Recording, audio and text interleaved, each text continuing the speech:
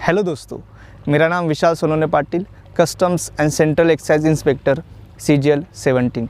तो अभी आपको मेडिवल इंडिया का वीडियो दिखेगा, ठीक है। तो ये वो स्टार्ट करने से पहले मैं जो बोल रहा हूँ ना, उसको पेशेंस से सुनो 2 मिनट के लिए, ठीक है। तो आपको बहुत ज़्यादा फ़ायदा हो जाएगा।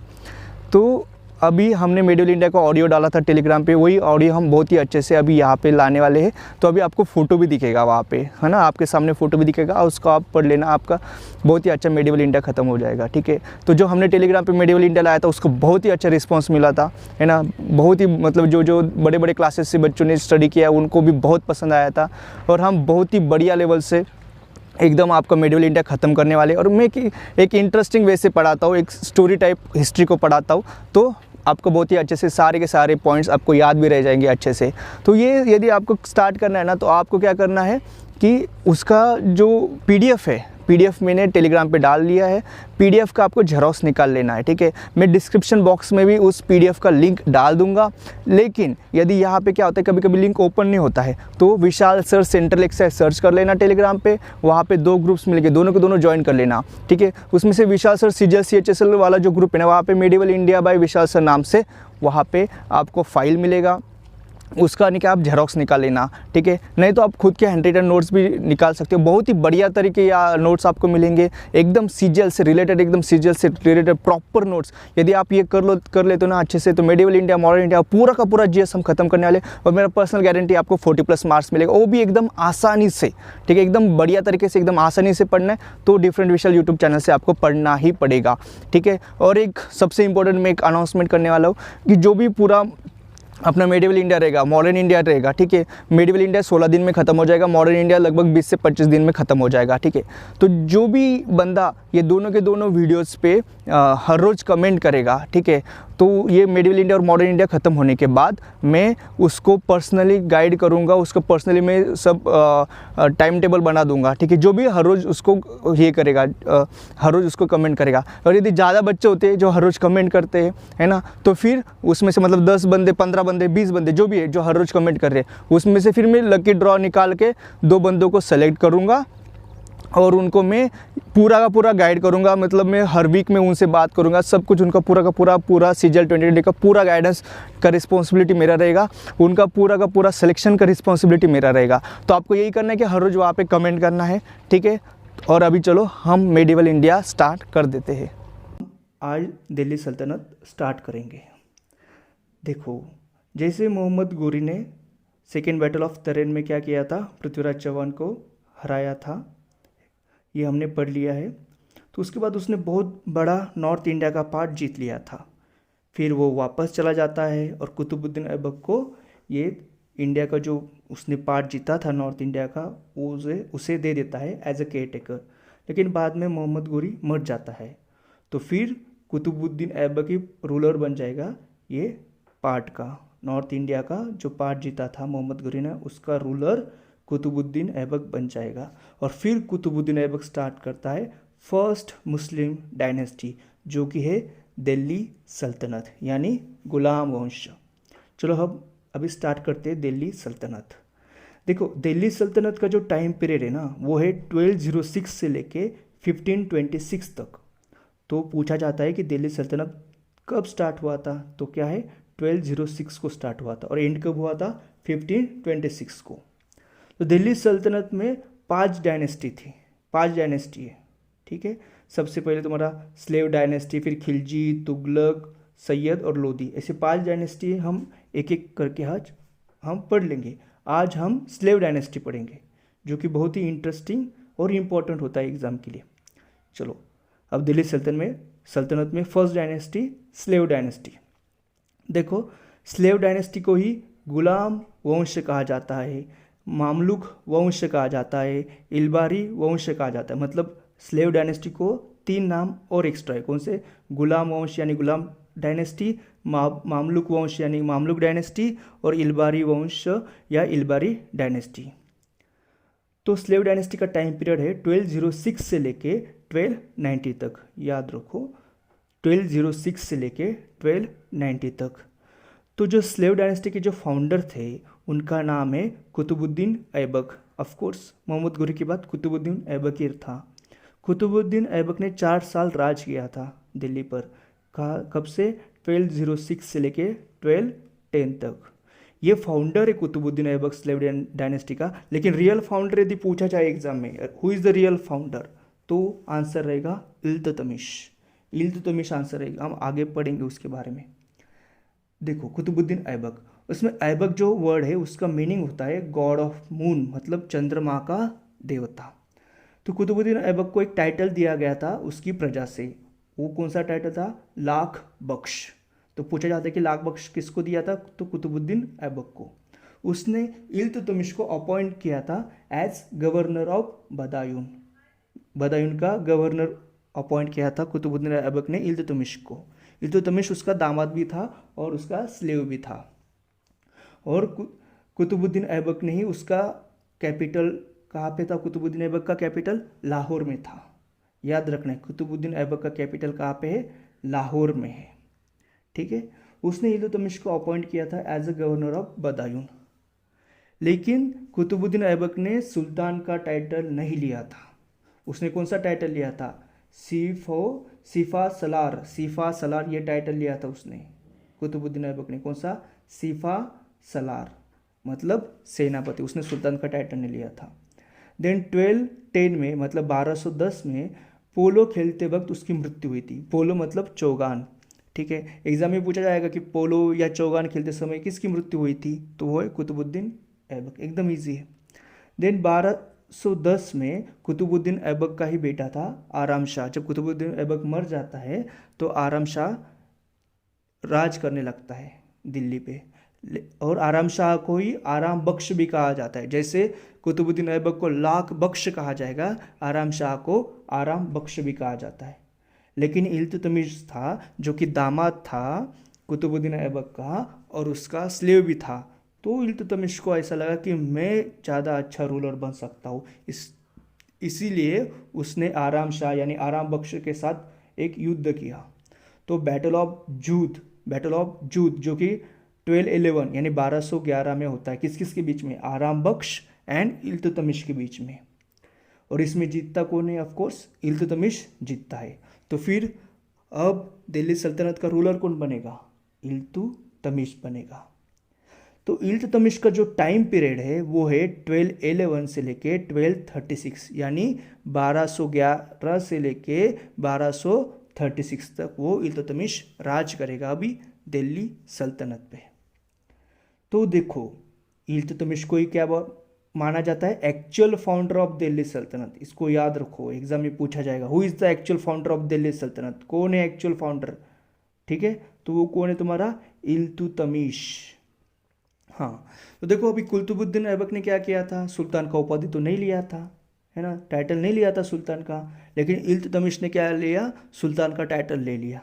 इसीलिए यदि आपके एग्जाम में पूछा जाए कि who is the first sultan of India, then answer है इल्तुतमिश। इल्तुतमिश है फर्स्ट सुल्तान ऑफ इंडिया। और इल्तुतमिश को ये जो टाइटल है वो किसने दिया था? खलीफा ने दिया था, जो कि बगदाद का है।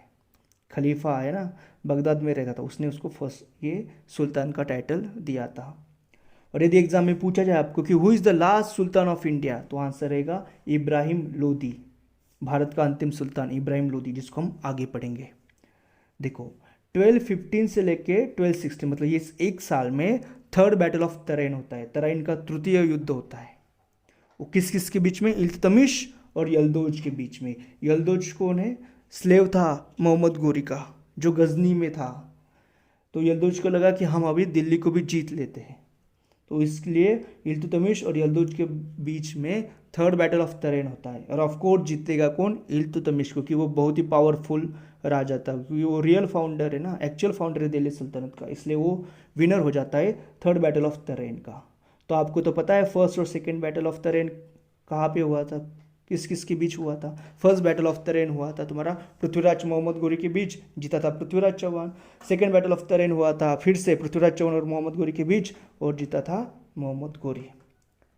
देन नेक्स्ट, ये सबसे इंपॉर्टेंट पॉइंट है अभी 1221 में क्या होता है?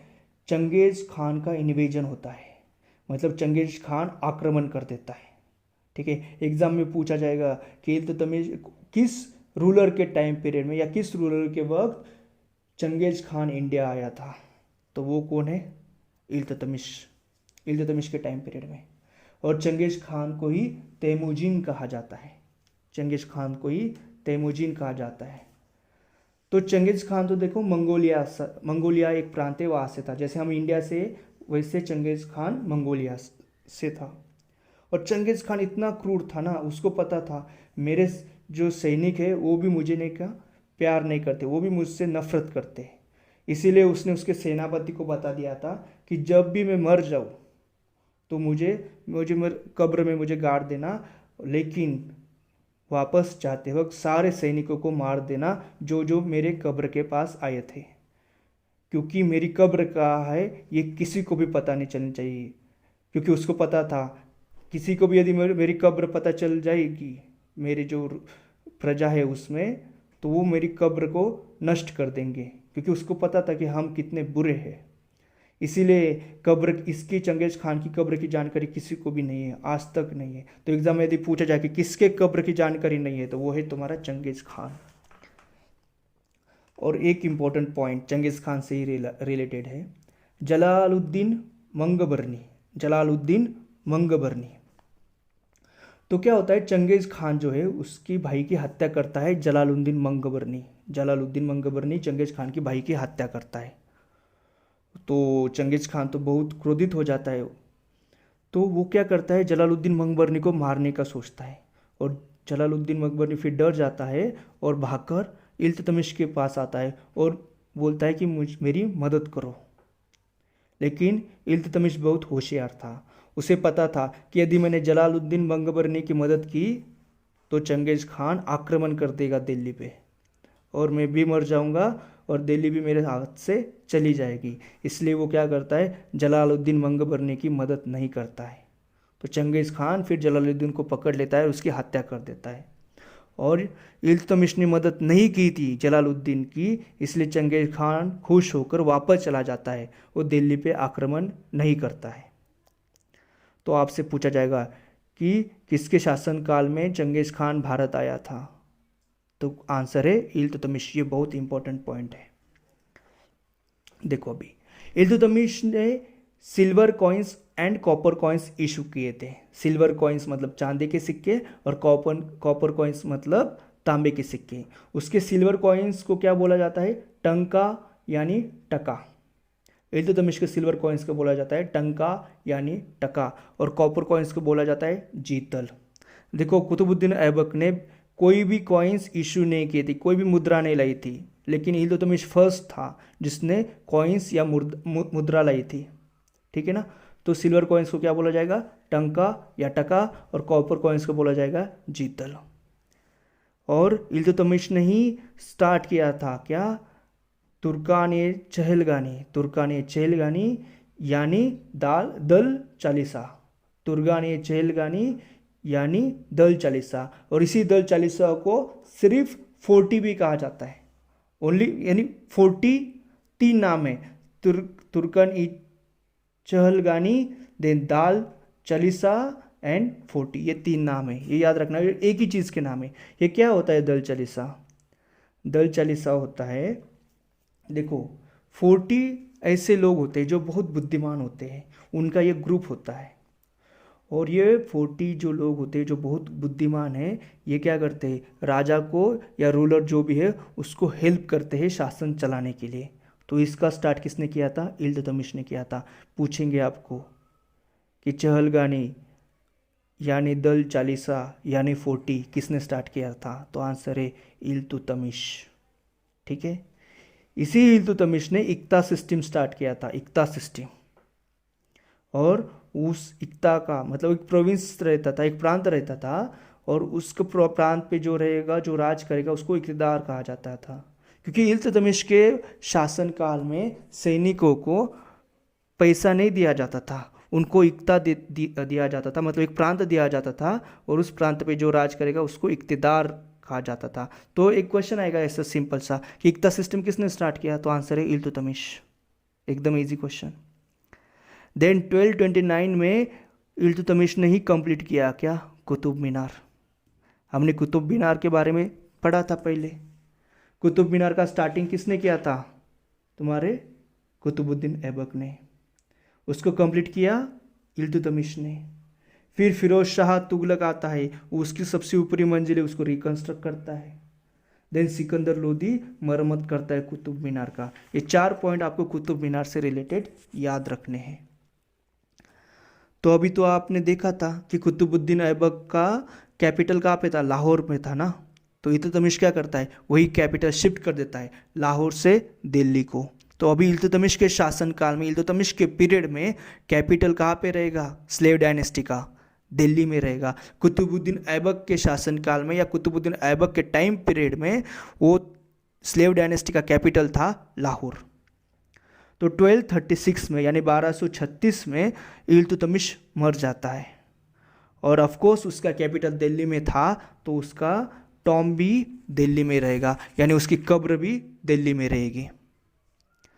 तो इल्तुतमिश की एक बेटी थी, उसका नाम था रजिया सुल्तान। वो बहुत ही होशियार और बहुत ही पावरफुल थी रजिया सुल्तान। तो इल्तुतमिश चाहता था कि इल्तुतमिश के मरने के बाद नेक्स्ट रूलर या नेक्स्ट सुल्तान कौन बनेगी? रजिया। तो सब कुछ ऐसा तय था कि रजिया बनेगी। लेकिन जैसे ही इल्तुतमिश मर जाता है तो रुकनुद्दीन फिरोज शाह जो कि इल्तुतमिश का बेटा होता है, वो आता है और वो रूलर बन जाता है। तो ऑफ कोर्स रजिया सुल्तान को ये बात पसंद नहीं आती है। फिर रजिया सुल्तान उससे दिल्ली का तख्त छीन लेती है और फिर 1236 को, मतलब सेम ही ईयर को, रजिया सुल्तान दिल्ली की सुल्तान बन जाती है, रूलर बन जाती है। और 1236 से लेके 1240 तक वो राज करेगी दिल्ली पे। तो सबसे इम्पोर्टेंट क्वेश्चन यहाँ से एक बनता है कि first and only female Sultan of Delhi कौन है? रजिया सुल्तान। पहली और एकमात्र महिला सुल्तान कौन है या महिला रूलर कौन है दिल्ली की? वो है रजिया सुल्तान। बहुत फेमस क्वेश्चन है। और रजिया सुल्तान मर्दों के कपड़े पहना करती थी और उसने पर्दा प्रथा त्याग दिया था, क्योंकि अभी वो रूलर थी, कुछ भी कर सकती थी ना। तो उस टाइम पे पर्दा प्रथा थी, मतलब महिलाओं को पर्दा वगैरह रखना पड़ता था, लेकिन उसको बहुत बिल्कुल पसंद नहीं था। उसने कहा कि मैं रूलर हूँ, अभी मुझे लोगों के बीच जाना पड़ेगा, इसलिए मुझे ये पर्दा प्रथा हटा देनी चाहिए। इसलिए उसने पर्दा प्रथा का त्याग कर दिया था। लेकिन ये बात दल चालीसा को बिल्कुल पसंद नहीं थी और रजिया सुल्तान का जो भाई था बैरम शाह, उसने इसी चीज़ का फ़ायदा उठाया और दल चालीसा को अपने पास ले लिया। तो अभी इल्तुतमिश ने जो दल चालीसा स्टार्ट किया था ना, उसी दल चालीसा को अभी बैरम शाह के पास है वो दल चालीसा, मतलब रजिया सुल्तान के पास नहीं। रजिया सुल्तान भी है लेकिन दल चालीसा है बैरम शाह के पास। ठीक है, अभी देखो ऐतगीन और अल्तुनिया ये दो इक्तेदार है। ऐतगीन इक्तेदार होता है बदायून का और अल्तुनिया इक्तेदार होता है भटिंडा, पंजाब का। पंजाब में भटिंडा है ना, वहाँ का इक्तेदार होता है अल्तुनिया और ऐतगीन इक्तेदार होता है बदायून का। इनके बारे में हम आगे पढ़ेंगे, ये दोनों बहुत ही इम्पोर्टेंट है अपने लिए, पढ़ेंगे आगे। उसके पहले एक पॉइंट है, याकूत खान नाम का एक आदमी था और उससे रजिया सुल्तान बहुत प्यार करती थी। तो जैसे रजिया सुल्तान रूलर बन जाती है, वो याकूत खान को अपॉइंट कर देती है एज अ अमीर ए आखूर अपॉइंट कर देती है याकूत खान को। अमीर ए आखुर मतलब क्या? शाही घोड़े जो है उनका रख रखाव करना, उनकी देखभाल करना, ये काम करेगा भी याकूत खान, क्योंकि याकूत खान को वही काम आता था, घोड़े से रिलेटेड या हॉर्सेस से रिलेटेड ही उसको काम आता था। उसीलिए उसने रजिया सुल्तान ने उसको अपॉइंट कर दिया अमीर आखुर। तो देखो अभी 1240 में क्या होता है? अल्तुनिया जो कि भटिंडा, पंजाब में जो है भटिंडा, वहाँ का इक्तेदार है, उसको ये बात बिल्कुल पसंद नहीं आती कि मैं किसी महिला के अंडर काम करूँ। उसको बिल्कुल पसंद नहीं आती, इसलिए वो क्या करता है? विद्रोह कर देता है। वो बोलता कि मैं मेरा अकेला राज करूँगा। और वो क्या करता है फिर? याकूत खान जो कि रजिया सुल्तान का लवर है, उसको मार देता है। Altunia killed Yaqut Khan and captured Razia Sultan, और रजिया सुल्तान को पकड़ लेता है। अभी याकूत खान तो मर गया है, रजिया सुल्तान किधर है? अल्तुनिया के पास है, जो कि भी पंजाब में है। इसी का फ़ायदा उठा के बैरम शाह, जो कि रजिया सुल्तान का भाई है, वो क्या करता है, दिल्ली का सुल्तान बन जाता है। फिर अभी दिल्ली का सुल्तान बन गया है बैरम शाह, रजिया तो है अल्तुनिया के पास। तो अल्तुनिया रजिया को बोलता है, एक तो तुम मेरे से शादी कर लो, नहीं तो मैं तुम्हें मार दूंगा। ऐसी धमकी देता है वो रजिया सुल्तान को। तो अभी रजिया सुल्तान को पता है याकूत खान तो मर गया है, अभी ज़िंदा रहना है तो शादी तो करना पड़ेगा, इसलिए वो रजिया सुल्तान शादी कर लेती है अल्तुनिया के साथ। अभी बैरम शाह को पता है कि रजिया सुल्तान तो अभी ज़िंदा है, और यदि उसको ज़िंदा ही रखा जाए तो वो वापस आएगी और मेरा राज लेकर रहेगी। इसीलिए वो क्या करता है, दल चालीसा को बोलता है कि जाओ और रजिया सुल्तान और अल्तुनिया को मार दो। तो फिर दल चालीसा जाते हैं और रजिया सुल्तान एंड अल्तुनिया को मार देते हैं कैथल जगह पे। कैथल एक जगह है, वहाँ पे रजिया सुल्तान एंड अल्तुनिया को मार देते हैं, दल चालीसा मारते हैं। तो ऑफ कोर्स फिर टॉम यानी कब्र कहाँ पे रहेगी रजिया सुल्तान की? कैथल में, क्योंकि जहाँ पे मारा जाएगा वही तो दफनाया जाएगा। तो इसलिए रजिया सुल्तान की टॉम या कब्र कैथल में, याद रखो। अभी बैरम शाह तो अभी सुल्तान बना है, ठीक है ना। तो बैरम शाह का शासन पीरियड है 1240 से लेके 1242 तक। अब तक कौन कौन किस किस ने राज किया है? सबसे पहले कुतुबुद्दीन ऐबक, देन तुम्हारा आया इल्तुतमिश, देन रुकनुद्दीन फिरोज शाह थोड़ा टाइम के लिए आया, लेकिन उससे गद्दी छीन ली रजिया सुल्तान ने। फिर रजिया सुल्तान के बाद आ गया बैरम शाह। तो अभी बैरम शाह 1240 से लेके 1242 तक राज करेगा। तो दल चालीसा तो था बैरम के पास, लेकिन उसने क्या किया, इन दल चालीसा के ऊपर भी कोई तो चाहिए, इसीलिए नायाब ए मुमालक नायब ए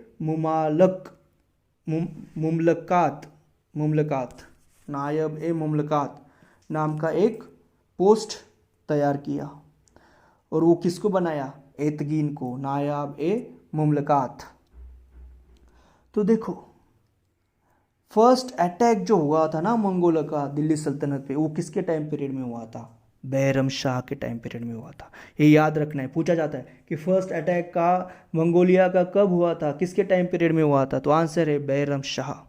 दिल्ली सल्तनत पर मंगोलों का आक्रमण किसके टाइम पीरियड में हुआ था? फर्स्ट वाला, बैरम शाह। तो बैरम शाह के, इसलिए ये एक ही पॉइंट आपको याद रखना है। देन आता है बैरम शाह के बाद मसूद शाह। मसूद शाह थोड़ा 1242 से लेकर 1246 तक राज करता है, लेकिन एग्जाम के लिए ज़्यादा इंपॉर्टेंट नहीं है।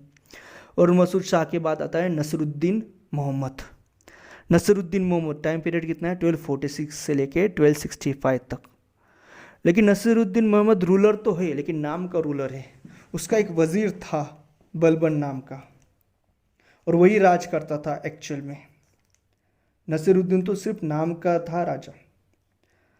और उसी नसरुद्दीन ने बलबन को टाइटल दिया था, कौन सा? उल्ग खान, ठीक है। तो 1246 से लेकर 1265 तक नसरुद्दीन राज करेगा, लेकिन जैसे ही नसरुद्दीन मर जाता है तो 1265 को आता है तुम्हारा गियाजुद्दीन बलबन। वो राजा बन जाता है, जो वजीर था ना, और उसे एक्सपीरियंस भी था राज चलाने का, तो वही बन जाता है। तो 1265 से लेकर 1287 तक गियाजुद्दीन बलबन अब राजा बनेगा। वो बहुत पावरफुल रहता है। उसी ने दल चालीसा को अबॉलिश कर दिया, अंत कर दिया। जो कि इल्तुतमिश ने स्टार्ट किया था दल चालीसा, उसको भी उसने ख़त्म कर दिया, क्योंकि उसको पता था ये दल चालीसा फिर मुझे राज नहीं करने देगी, क्योंकि उसके अगेंस्ट थी दल चालीसा। तो उसने उसको दल चालीसा को ख़त्म कर दिया। और ये खुद को शैडो ऑफ गॉड, मतलब अल्लाह की परछाई मानता था। ये बोलता था कि मैं अल्लाह की परछाई हूँ। खुद को बहुत अहंकारी था, ये खुद को अल्लाह की परछाई मानता था। तो उसने इसीलिए खुद को टाइटल दिया था जिल इलाही टाइटल दिया था, क्योंकि अल्लाह की परछाई मानता था खुद को। तो अफरशियाद वंश या अफरशियाद डायनेस्टी से ये बलबन था। और अफरशियाद डायनेस्टी का पहला डिस्क्रिप्शन आपको कहाँ पे मिलेगा? वो बुक है शहनामा। शहनामा बुक है। राइटर कौन है शहनामा का, पता है आपको? फिरदौसी। फिरदौसी जो राइटर है शहनामा का, उसी के बुक में शहनामा, ये बुक में ही फर्स्ट डिस्क्रिप्शन है अफरशियात डायनेस्टी का, जो कि बलबन का डायनेस्टी था, मतलब बलबन उस डायनेस्टी का था अफरशियात। लेकिन वो अभी राज किसके, स्लेव डायनेस्टी के अंडर ही कर रहे हैं, तो स्लेव डायनेस्टी आप याद रखो। तो बलबन ने क्या किया, आती अयोग्य जो भी सैनिक है उनको पेंशन देकर सेवानिवृत्त किया। चलो अब तुम घर जाओ, हम तुम्हें पेंशन दे देंगे, ऐसा बलबन ने कर दिया। और उसने iron and blood policy start कर दिया। आयरन एंड ब्लड पॉलिसी मतलब लोह एंड रक्त की नीति उसने स्टार्ट कर दिया। उद्देश्य क्या था इस पॉलिसी का, कि प्रतिष्ठा स्थापित करना। इसी उद्देश्य से उसने iron and blood policy start किया। और इसी बलबन ने सिजदा एंड पाइबोस का प्रथा स्टार्ट कर दिया। सिजदा एंड पाइबोस, सिजदा मतलब तुम्हें रूलर के आगे झुकना पड़ेगा, उसको नमन करना पड़ेगा, और पाइबोस मतलब उसके पैरों को चूमना पड़ेगा। ये प्रथा उसने स्टार्ट कर दी, क्योंकि ये बहुत अहंकारी था। और इसी सिजदा और पाइबोस को किसने प्रोहिबिट किया था, एग्जाम में पूछा। एक तो पहले ये पूछा जाएगा कि सिजदा और पाइबोस किसने स्टार्ट किया, तो आंसर है तुम्हारा बलबन। इसको प्रोहिबिट किसने किया था, शाहजहां ने प्रोहिबिट किया। प्रोहिबिट शाहजहां ने किया, मतलब स्थगित किया। चलो अभी कोई नहीं करेगा। लेकिन अबॉलिश किसने किया, तो अबॉलिश किया औरंगजेब ने। यही सिजदा और पाइबोस प्रथा का अबॉलिश यानी पूरा अंत औरंगजेब ने किया। ठीक है। यही बलबन ने अभी नया फेस्टिवल भी स्टार्ट कर दिया। और वो नया फेस्टिवल कौन सा था, नवरोज। नवरोज एक फारसी लोगों का फेस्टिवल था, तो बलबन ने वो स्टार्ट कर दिया। एग्जाम में पूछे जाएगा कि नवरोज किसने स्टार्ट किया, तो आंसर है बलबन। ये टॉपिक से रिलेटेड बहुत क्वेश्चन आते हैं एग्जाम में, इसलिए बहुत अच्छे से पढ़ना है। और इसी नवरोज को फिर आगे जाके औरंगजेब ने ही प्रोहिबिट किया या अंत किया। तो बलबन के सिजदा, पाइबोस और नवरोज, ये तीन जो थे ना, इसको प्रोहिबिट, इसको तीनों का काम किसने किया, प्रोहिबिट औरंगजेब करेगा नवरोज को, और अबॉलिश सिजदा और पाइबस को अब औरंगजेब करेगा। इसी बलबन ने गुप्तचर विभाग की स्थापना की थी। और मंगोलों पर नियंत्रण के लिए, जो कि मंगोलों ने फर्स्ट अटैक किया था ना, कहाँ किया था, नसीरुद्दीन महमूद के टाइम पीरियड में, बैरम शाह के टाइम पीरियड में किया था ना, उसीलिए उसे पता था ये मंगोल बहुत निका खतरनाक है। इनके नियंत्रण के लिए उसने एक सैन्य विभाग स्टार्ट किया, और उस सैन्य विभाग था दीवान अर्ज, मंगोलों का अटैक रोकने के लिए। और इसने उसका जो बेटा था, he appointed his son Shahzada Mohammad, उसका जो बेटा था शहजादा मोहम्मद, उसको ruler, as a ruler of north west India, north west का रूलर उसने अपॉइंट कर दिया अपने बेटे को। और इसी के मतलब बलबन के ही शासनकाल में अमीर खुसरो ने साहित्यिक जीवन शुरू किया। साहित्यिक जीवन पूछा जाएगा एग्जाम में कि साहित्यिक जीवन किसके शासनकाल में अमीर खुसरो ने स्टार्ट किया था, तो आंसर है बलबन। और इसी अमीर खुसरो को शायद आपको पता भी होगा पैरट ऑफ इंडिया बोला जाता है, यानी तोताए हिंद बोला जाता है इसी अमीर खुसरो को। बहुत फेमस है ये साहित्य के क्षेत्र में अमीर खुसरो। और इसी के शासनकाल में अब मंगोलों का द्वितीय अटैक होगा अब इसी के शासनकाल में। फर्स्ट अटैक हुआ था पहले किसके शासनकाल में, बैरम शाह के शासनकाल में फर्स्ट अटैक हुआ था। और सेकेंड अटैक होगा तुम्हारे बलबन के शासनकाल में। तो मंगोल क्या करते, बलबन के बेटे को मार देते, जो कि कौन था, शहजादा मोहम्मद था ना, उसको मार देते। और बलबन ये जो दुख है वो सहन नहीं कर पाता, उसे बहुत बुरा लगता है, और इसी दुख के कारण बलबन भी मर जाता है। तो 1287 में उसका बेटा भी मर जाता है और बलबन भी खुद मर जाता है। तो इसीलिए दोनों का भी कब्र या दोनों का भी टॉम एक ही जगह पे, कहाँ पे, दिल्ली पे। बलबन और उसके बेटे का टॉम दिल्ली में है। अभी बलबन भी मर गया, उसका बेटा भी मर गया, तो फिर आएगा उसका पोता यानी उसका ग्रैंडसन आएगा। तो बलबन का ग्रैंडसन था कैकुबात, कैकुबाद उसका ग्रैंडसन था, तो वो राज करेगा कुछ 3 साल के लिए, ज़्यादा इंपॉर्टेंट नहीं है, 1287 से लेकर 1290 तक राज करेगा। और उसी कैकुबाद को कौन मारेगा? कैमूर्स। इसी कैकुबाद को मारेगा कैमूर्स 1290 में। और एग्जाम में एक पूछा जाता है क्वेश्चन कि who is the last sultan of slave dynasty? Answer है Kayumars. Last sultan of slave dynasty कौन है? कैमूर्स है। किसी बुक में कैकुबाद लिखा है लेकिन वो गलत है, अपने एग्जाम के हिसाब से रहेगा Kayumars. Last sultan of slave dynasty कौन सा है? कैमूर्स। और इसी कैमूर्स को बाद में मार दिया जाएगा। कौन मारेगा? मलिक फिरोज। अभी कैमूर्स मर गया तो स्लेव डायनेस्टी खत्म हो गया। तो दिल्ली सल्तनत में तो 5 डायनेस्टी है ना, तो आज अपना स्लेव डायनेस्टी खत्म हो गया। और फिर आगे स्लेव डायनेस्टी के बाद हम देखेंगे खिलजी डायनेस्टी, वो हम कल देखेंगे। कल शाम 8 बजे फिर से आपको ऑडियो मिलेगा, वो हमारा 4th ऑडियो रहेगा और वो रहेगा खिलजी डायनेस्टी का। ठीक है, तो अच्छे से पढ़ो, आज ये ऑडियो सुनो और उसके बाद एक बार पूरा नोट्स पढ़ लेना। ऑडियो सुनने के बाद ही 5 या 10 मिनट लगेंगे आपको मैक्सिमम पढ़ने में। और फिर सुबह एक बार रिवीजन करना और शाम को हम खिलजी डायनेस्टी करेंगे। ऐसे रिवीजन करके करके पढ़ना। Thank you so much.